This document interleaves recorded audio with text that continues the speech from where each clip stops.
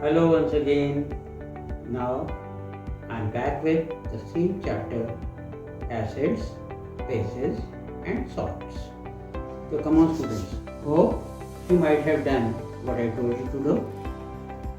कुछ experiments आपको करने के लिए कहा था, जैसे you have to prepare a list whether the sources are acidic in nature or basic in nature. You have to check that what sort of taste they are having.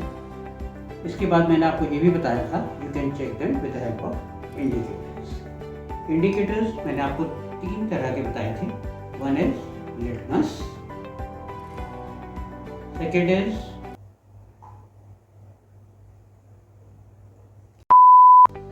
litmus papers, actually paper form, solution form. In both the forms they are available in the market. You can take it anywhere. Normally litmus is a natural product that is produced through lichens.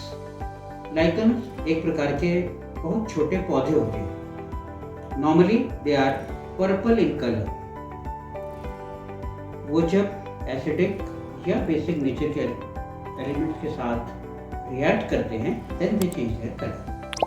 Market में already blue और red form में भी paper strips मिल जाती हैं. You can use in anyway. तो आप लोगों ने अगर चेक किया है तो let us come to the results. तो यहाँ मैं आपको सबसे पहले क्लियर कर दूँ कि जब हम लिटमस टेस्ट करते हैं in any form of litmus either with the strip of paper और विद द सॉल्यूशन, उसमें क्या होता है, अगर जिस सब्सटेंस के साथ हमने टेस्ट किया है अगर वो सब्सटेंस नेचर में एसिडिक है तो हमें कैसे पता चलेगा? The litmus will turn red in colour. Litmus अगर रेड कलर का हो जाता है इसका मतलब जिस सब्सटेंस के साथ आपने यूज किया है that is acidic in nature, जैसे कि लेमन जूस या orange juice. That clear? At the same time if the substance used is basic in nature, the color will turn to blue. Natural form में litmus मैंने बताया purple colour का होता है. अगर आप पेपर स्ट्रिप यूज कर रहे हैं तो इट इज आइदर रेड और ब्लू. लेकिन जब आप सॉल्यूशन के साथ टेस्ट करते हैं तो एसिडिक और बेसिक नेचर के आधार पर एसिडिक के साथ रेड और बेसिक के साथ ब्लू कलर में ये लिटमस कन्वर्ट हो जाता है. होप सो कि जो टेस्ट आपने किए होंगे आपके रिजल्ट से ये रिजल्ट मैच करेंगे. सेकंड इंडिकेटर जो मैंने आपको बताया था वो था टर्मरिक पेपर. टर्मरिक पेपर का बनाने का तरीका भी मैंने आपको बता दिया था. How to use it with the solution. आप कोई भी ब्लॉटिंग पेपर लेकर उसको टर्मरिक पेस्ट से कवर कर सकते हैं.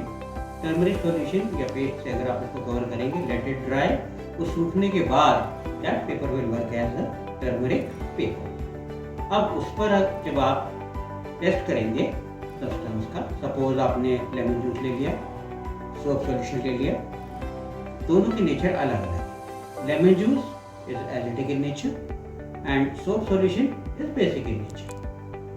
तो अब आप किसी भी सॉफ्ट कॉटन या you may use bud, it will be more convenient.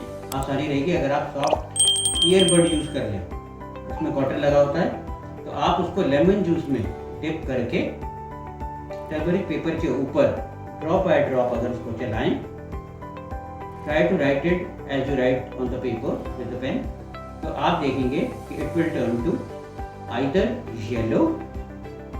Lemon juice में आपने किया तो it will turn to yellow because lemon juice is acidic in nature.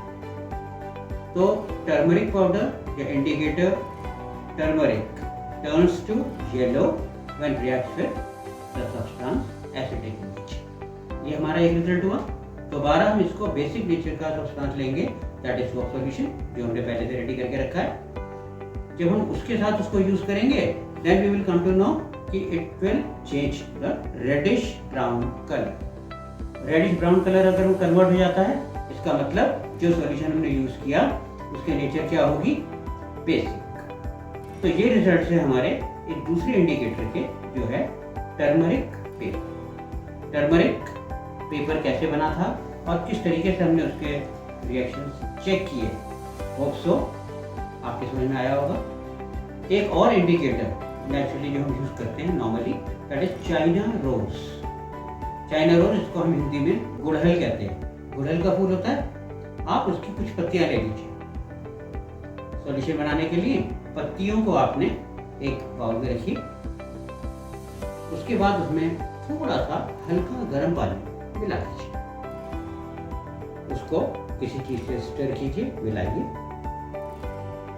और वो जो लिक्विड तैयार होगा ये आपका चाइना रोज पेटल से बना हुआ सॉल्यूशन है, जिसे आप एज एन इंडिकेटर यूज कर सकते हैं। It likely to be red in colour, लगभग लाल जैसा कलर उसका होता है। अब आइए इसको भी चेक करके देखें।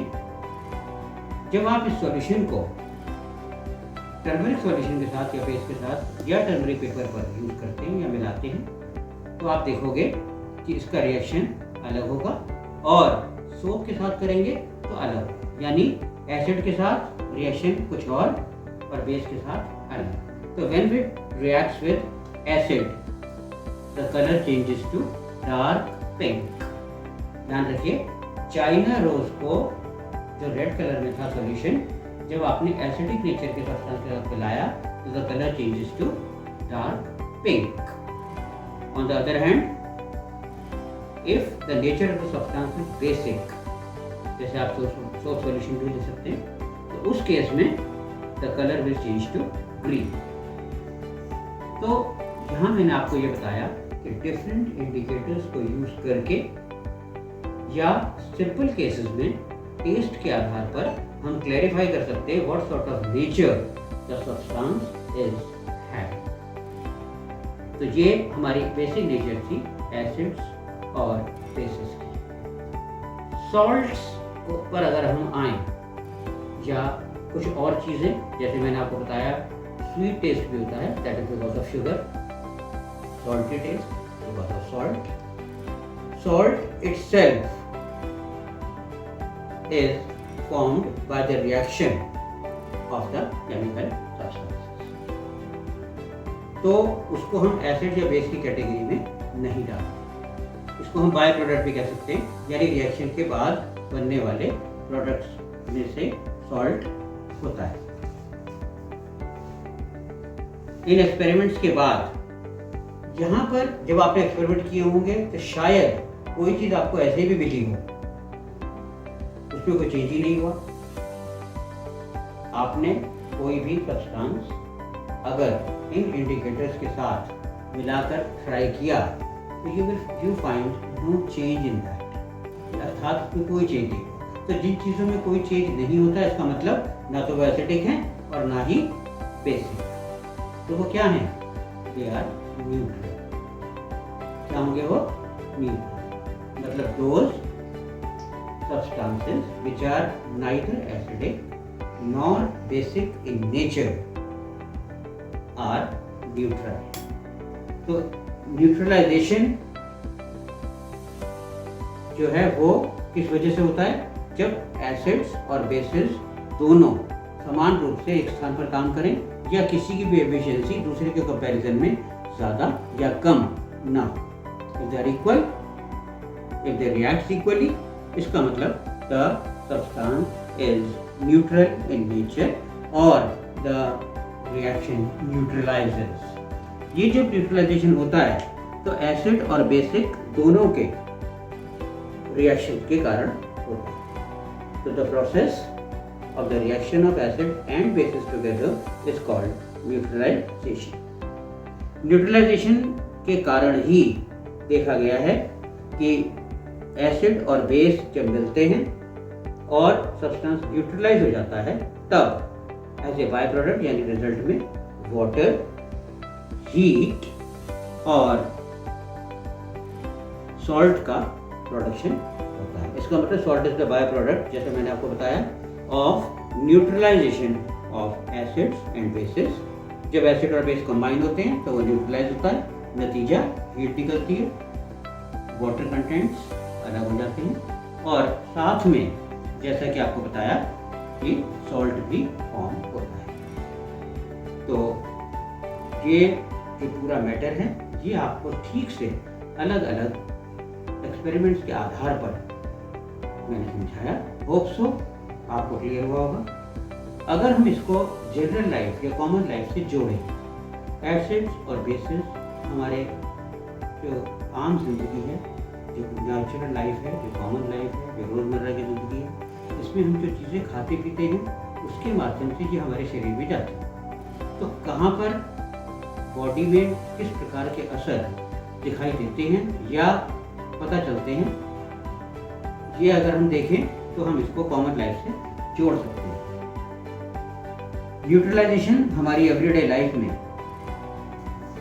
एक तो इनडाइजेशन में नजर आता है। इनडाइजेशन का मतलब होता है जो हम खाद्य पदार्थ, जो हम चीज़ें खाते हैं वो या तो पच जाती हैं, कुछ पदार्थ ऐसे होते हैं जो पचते नहीं हैं, अर्थात डाइजेस्ट नहीं होते। तो इनडाइजेशन में मूल कारण होता है न्यूट्रलाइजेशन ऑफ सब्सटेंस, अर्थात एसिड और बेसिस का संतुलन जब बिगड़ जाता है तब पेट खराब हो जाता है, अर्थात उसे हम इनडाइजेशन भी कहते हैं। इसके अलावा दूध में आपने देखा होगा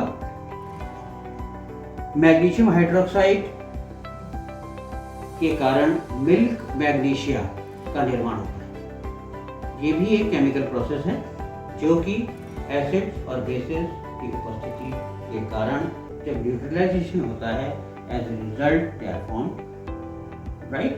लेकिन क्योंकि इसमें केमिकल सब्सटेंसेस का समावेश होता है तब जो मिल्क ऑफ मैग्नीशिया है वो कंप्लीटली न्यूट्रलाइज नहीं होता और उसकी नेचर होती है बेसिक। इसके अलावा हम अगर आगे चलें, एक और डेली यूज में हम एक चीज बता सकते हैं, ये है एंट बाइट। एंट बाइट जो चींटी होती है उससे थोड़ा बड़ा चींटा भी होता है, शायद आपने देखा हो। तो वो जब काटता है एंट स्टिंग में तब भी हमारी बॉडी में एसिडिक रिएक्शन होता है। ये जो लिक्विड एसिडिक रिएक्शन होता है this is because of formic acid. एक प्रकार का एसिड होता है फॉर्मिक एसिड जो चींटे के काटने से, उसके स्टिंग से, उसके डंक से हमारे शरीर में प्रवेश करता है।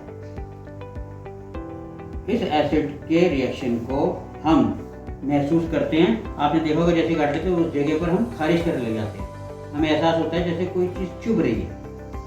तो ये एहसास उस फॉर्मिक एसिड के कारण होता है, अर्थात it is a sort of acidic reaction that takes place with the blood with the ant stick. Hope so it is clear.